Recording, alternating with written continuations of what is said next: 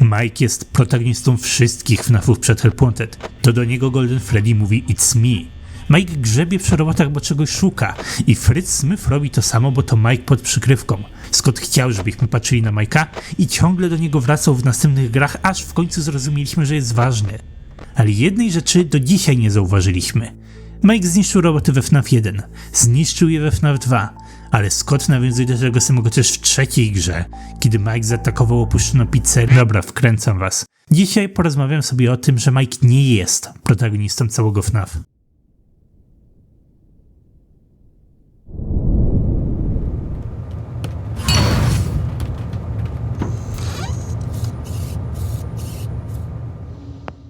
Ja dołączyłem do fandomu na początku 2015 od Mandzia. Mam sporo wspomnień z czekania na FNAF 3. Tak wyglądał Scott Games, jak pierwszy raz tam wszedłem. Dobrze pamiętam, jak wyszedł trailer trójki. No i moja przygoda z teoriami zaczęła się od bardzo konkretnego tematu. Mike Schmidt to zabójca. W wielkim skrócie teoria brzmiała tak. Mike Schmidt to Fritz Smith, co dowodzi, że jest zabójcą, bo to jest jedyne możliwe wyjaśnienie podobieństw między nimi. Dzisiaj wiem, że to nieprawda, bo William jest zabójcą, ale fani raczej zgadzają się z tą pierwszą częścią. Mike to Fritz. Uważa się też, że Mike jest protagonistą wszystkich FNAF-ów aż do FFPS. No i to była moja pierwsza teoria, jest dla mnie bardzo ważna, dlatego chcę ją dzisiaj należycie, całkowicie pochować. Nie zgadzam się. Jestem pewny, że Mike nie jest Fritzem. Historia tej teorii idzie tak. Mike grzebał przy robotach. Nie wiemy czemu, ale to brzmi jak coś ważnego.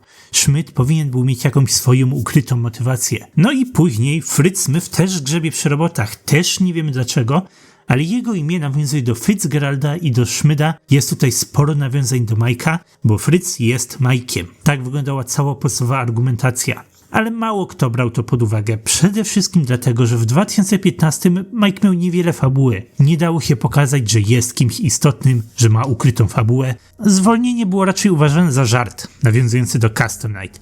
Możemy tutaj zmieniać AI postaci, a więc to my grzebiemy przy tych robotach. To my zostajemy za to zwolnieni. Takie wyjaśnienie brzmi bardzo przekonująco, ale nie musi być poprawne. Tylko 2 osoby grzebały w robotach, bo Scott nigdy więcej nie powtórzył tego niby żartu o Custom Night. Warto było doszukiwać się innych możliwości. Ale czego konkretnie? Fritz jest dosyć nieistotny i ma tylko jedną wzmiankę przez te 10 lat.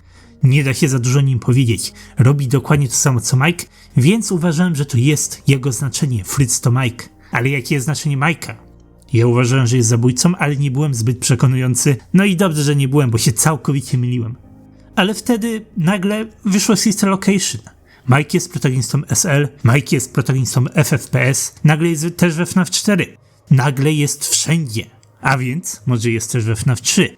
A więc może jest też Fritzem. Nagle wszyscy zrobili 180 i dzisiaj Mike Fritz to bardzo powszechna teoria. Wygraliśmy. Mało mi się to podoba. Teraz w drugą stronę. Mike to chyba jednak nie jest Fritz. Duża część problemu leży w tym, że ja nigdy nie walczyłem o to, co teraz fani uważają. Dzisiejszy Mike Fritz jest zupełnie niepotrzebny. Moja teoria od zawsze zakładała, że Scott stworzył Fritza, bo chciał zwrócić naszą uwagę na Mike'a. Mike ma jakieś wyjątkowe i ukryte backstory i my mamy je odnaleźć we FNAF 1. Ale niczego takiego nie ma, nikt się niczego takiego nie doszukuje, fani korzystają z późniejszych informacji. Mike ma wyjątkowe i ukryte backstory we FNAF 4, jest istotny wesele w FFPS, a więc jest istotny, a więc jest sens łączyć go z Fritzem. Ale żeby ta teoria miała sens, to Mike musi być istotny już od FNAF 1. Jeśli nie był, to Fritz do niczego się nie odnosił, bo nic jeszcze nie istniało. FNAF 3 miało zakończyć tę serię, a niczego nie mówi nam na temat Mike'a, nie był pępkiem całej fabuły. A skoro nie był, Fritz nie był żadną wskazówką. Scott w późniejszych grach dopowiedział fabułę dla Mike'a, ale nigdy nic więcej nie dodał na temat Mike'a i Fritza. Ten argument nie działa. Ja właśnie przez lata szukałem backstory Mike'a w 1.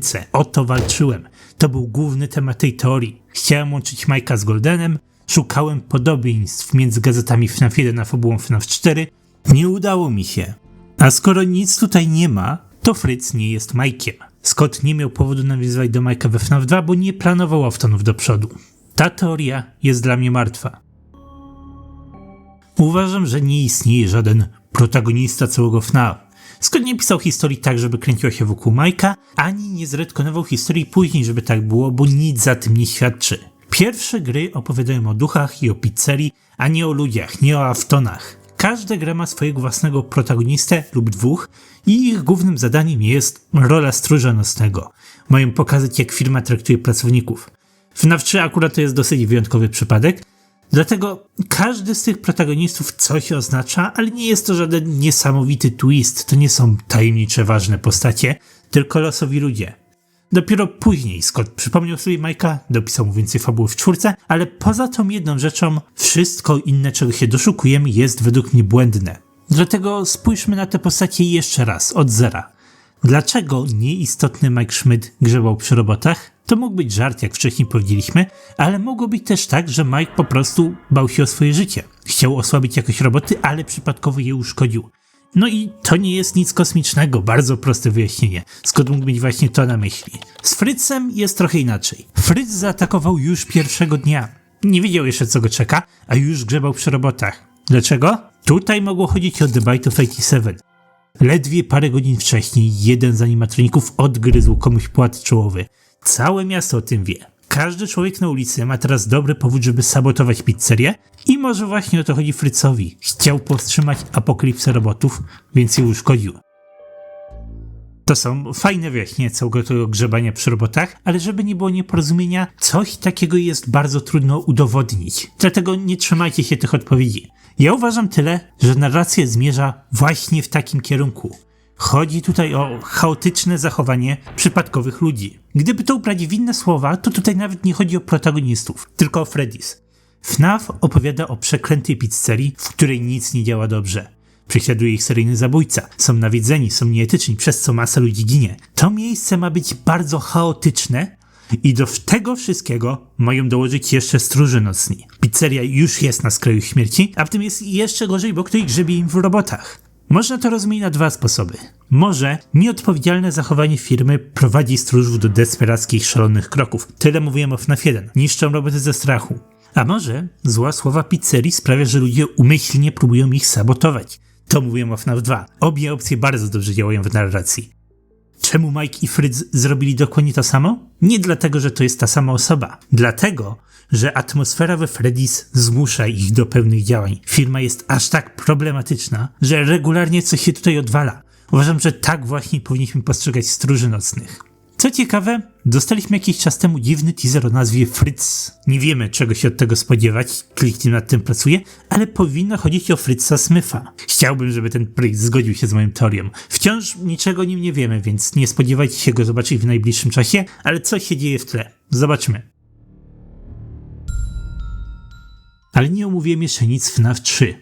Tutaj sytuacja jest trochę inna, bo nie ma Freddy's, nie ma żadnego zwolnienia, a jednak schemat jest bardzo podobny. You're not gonna believe this. We found one. A real one. Tak samo jak wcześniej, szef bezmyślnie wystawia nas na zagrożenie. Fondue znalazł zombiaka i pomyślał, śmierdzi jak ludzkie zwłoki, ale bierzemy. Tak samo działało Fazbear Entertainment. No i ta historia kończy się tajemniczym pożarem. Jak myślicie? Czy to rzeczywiście była wina złego okablowania? Czy może raczej stróża nocnego? On miał powody, żeby podpalić budynek? Czyli znowu, szkodzić firmie i niszczyć ich roboty. Jeśli o to chodzi, to ten stróż zareagował tak samo jak poprzedni. Narracja trzeciej gry byłaby spójna z całą resztą. Ta gra opowiada o walce z potworem, którego trzeba utrzymać w miejscu. Można się kłócić, czy Springtrap próbuje uciec, czy nie, bo niby nie kieruje się do wyjścia, a próbuje nas dojechać. Może drzwi są zamknięte. Z początku struszący może nie rozumieć powagi sytuacji, ale Springtrap wywołuje halucynacje. Każdej nocy staje się coraz bardziej przebiegły i agresywny. Te rzeczy mogły popchnąć stróża do podpalenia budynku. Dosyć znajoma narracja. Co więcej, easter eggi z FNAF 3 sugerują, że stróż wie coś więcej o Freddy's. W halucynacjach widzi różne okresy historii tej pizzerii. Plakaty ze Spring Bonnie, FNAF 2, FNAF 1. Może zatrudnił się w domu strachu właśnie dlatego, że to kiedyś był stały klient Freddy's. Jeśli stróż ma dużą wiedzę, to może połączyć kropki, przypomnieć sobie zagnięcia i zrozumieć, czym tak naprawdę jest Springtrap. Seryjny morderca sprzed lat stoi tuż przed nim. Ten potwór za nic nie może opuścić budynku, musi zostać zniszczony. No ale jak mówiłem, to tylko propozycja podania. Uważam tylko tyle, że w tym kierunku popycha nas nastrój gry. Uważam, że stróż nocny umyślnie próbował zniszczyć Springtrapa. No i tak jak w przypadku Fritza, dużo osób uważa, że protagonista FNAF 3 to Mike. Mamy na to fajny dowód w postaci Dziennika Przetrwania, gdzie widzimy Dom Strachu i Foxy'ego jako stróża. Foxy jest kojarzony z Mike'iem, a dziennik ma dużo innych nawiązań między jednym a drugim. Ale jednak wkładanie dziennika w chronologię jest bardzo problematyczne i niekoniecznie tego skoro od nas chciał. To już nie jest taka prosta dyskusja, ona trwa od dłuższego czasu. Na drugim końcu kija jest opowiadanie Fazbear Frights, gdzie stróżem w Domu Strachu jest tak zwany Hudson. Ten mężczyzna walczy ze Springtrapem, widzi halucynacje, próbuje podpalić budynek, więc widać tutaj wyraźne podobieństwa, ale są też różnice. Springtrap w opowiadaniu w ogóle się nie rusza, Hudson ginie, a pożaru nie ma ostatecznie. To nie jest prawdziwe FNAF 3, ale opowiadanie mocno odnosi się do motywów z gry. No i nie pokazuje żadnego starcia Mike'a ze swoim ojcem, jest za to człowiek, który mierzy się ze swoją przeszłością, a halucynacje doprowadzają go do obłędu. W grze też mamy halucynacje, które pokazują przeszłość, ale te akurat kręcą się konkretnie wokół Freddy's. Powinny więc przedstawiać przeszłość stróża nocnego, tak samo jak w książce, i wtedy wszystko zgadzałoby się z moją teorią. Ten ktoś zna Freddy's i może się domyślić, kim jest Springtrap. Takie wyjaśnienie miałoby bardzo duże znaczenie w narracji, bo teraz ktoś, kto to wszystko przeżył w latach 70., staje twarzą w twarz z głównym złoczyńcą tych wydarzeń. To wciąż jest przypadkowy, nieistotny człowiek i są tysiące takich jak on, którzy dobrze znają Freddy's, ale ma to znaczenie, że akurat taki stróż nocny się trafił. Tak wygląda narracja FNAF 3. Podobnie to wyglądało we FNAF 1. Tak samo Fritz miał powody uszkodzić roboty we FNAF 2. Cała seria opowiada o tym, że wszystko związane z Freddy's jest tak chaotyczne i tak niebezpieczne, że przypadkowi ludzie będą ich sabotować dla własnego dobra albo dla dobra ogółu. Uważam, że właśnie tak Scott pisał historię pierwszych kilku gier. No i jak już mówiłem kilkakrotnie w filmie, nie skupiajcie się na konkretach, które podałem, bo ciężko jest je udowodnić. Skupiam się dużo bardziej na narracji i na jej potencjale. Uważam, że Scott umyślnie pisał fabułę w tym kierunku i zachowanie stróży ma dodawać głębi całej sytuacji dookoła Freddy's. Pracownicy są bardzo ważną częścią atmosfery i chaosu dookoła przeklętej pizzerii. Tyle ode mnie na dzisiaj. Mike nie jest Fritzem, a narracja dookoła protagonistów może wyglądać zupełnie inaczej. Teraz zapraszam do obejrzenia mojego ostatniego filmu na temat pudełka FNAF 3, a zaraz zbliża się sekret Mimika, więc mam bardzo dużo do nadrobienia i omówienia na ten temat. Spodziewajcie się filmu bardzo niedługo.